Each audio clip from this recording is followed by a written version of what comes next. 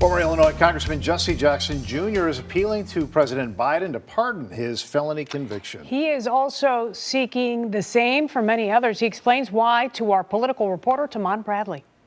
Lourdes and Ray, good evening. For more than 2 years, former Congressman Jesse Jackson Jr. has sought a presidential pardon. His father, the civil rights icon, has written President Biden about it, and Jackson Jr. has written Hunter Biden on behalf of himself and millions of others.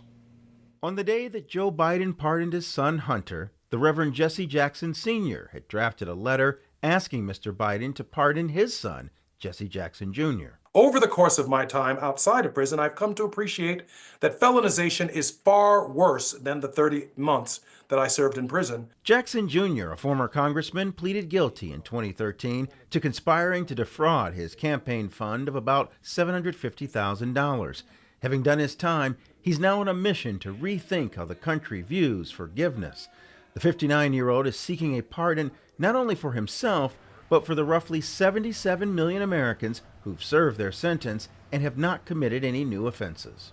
And I wanted to use this platform to advocate on behalf of millions of Americans who've done their time, paid their debt to society, did everything the judge and jury said do, and yet they find themselves in felonization.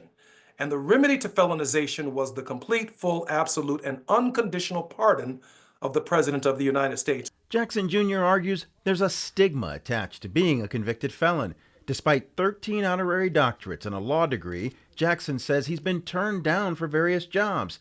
To truly repair his life, he argues he needs a full presidential pardon.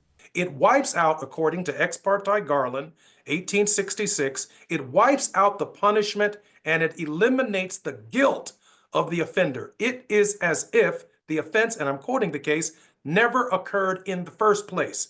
I need that language in my life. It's the same language that Hunter Biden now has in his life. Jackson Jr. tells us he and his father have not heard back from President Biden or his son. Lourdes and Ray. All right, you'll be following it for us. Thank you, Tamon.